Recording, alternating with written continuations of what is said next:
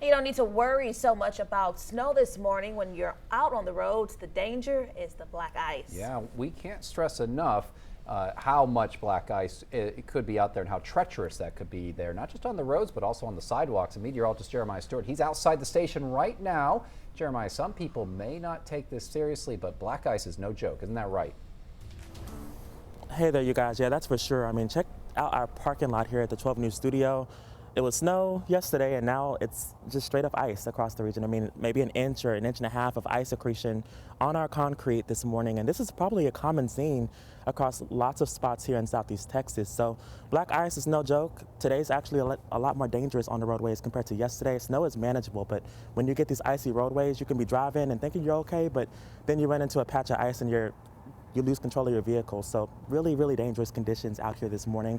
If you don't have to be on the roadways, don't. Just better to be at home today. But if you do, just take it a little bit slower, maybe 25 to 30 miles an hour on these roadways. Now, Interstate 10, for the most part, looks decent, but there are still going to be patches of ice, especially on some of those bridges and overpasses on I-10 across Southeast Texas. So can't stress enough as well. If you have to be out as well, be sure to layer up. I have on 3 different sweatshirts underneath this one. It's 9 degrees right now in Beaumont, so record-breaking cold as well on top of some of this ice.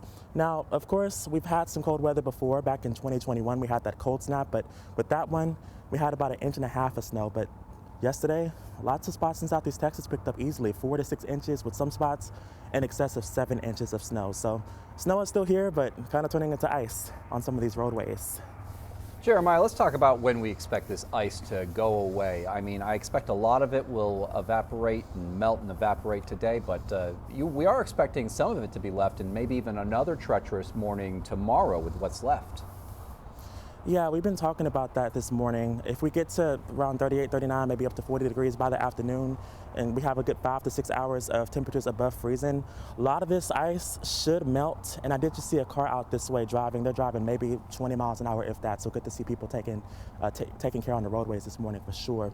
But to your point, yes, black ice is very, very dangerous.